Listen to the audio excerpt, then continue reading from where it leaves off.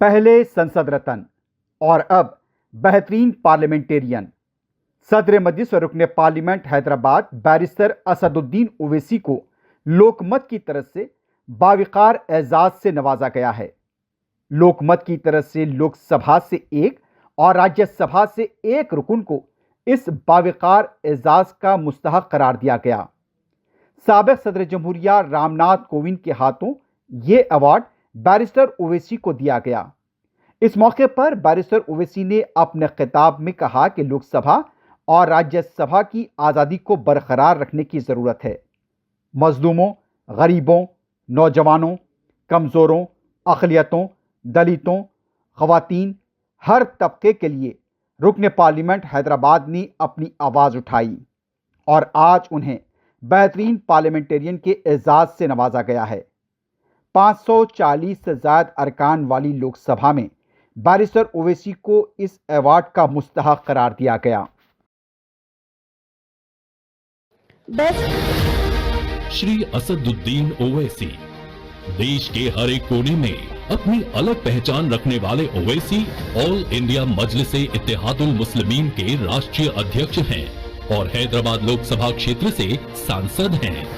संसद से न्यूज चैनलों तक ओवैसी जब अपने तर्कों और शर्तों पर बोलते हैं तो उन्हें सुनना बेहद दिलचस्प होता है। पेशे से वकील और क्रिकेट के शौकीन ओवैसी एक ऐसे परिवार से आते हैं जिनका लंबा राजनीतिक इतिहास रहा है। फिलहाल ओवैसी की पार्टी की पहुंच भी देश के कई राज्यों में है।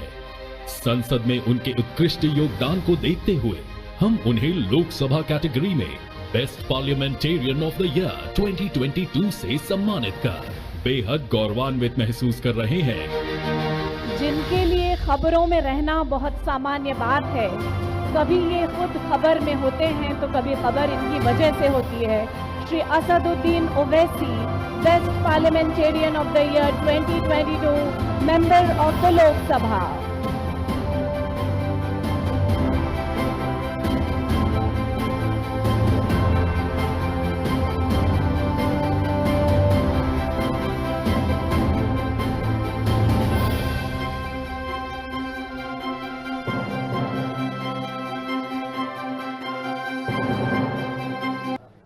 बहुत बहुत शुक्रिया जूरी के चेयरमैन साहब का और तमाम अरकान का कि जिन्होंने मुझे इस काबिल समझा, और मैं लोकमत के तमाम दरदार बादरस का और ज़िम्मेदारों का भी शुक्रिया अदा करता हूं कि इस तरह का अवार्ड का फंक्शन आप इनेकाद अमल में ला रहे हैं।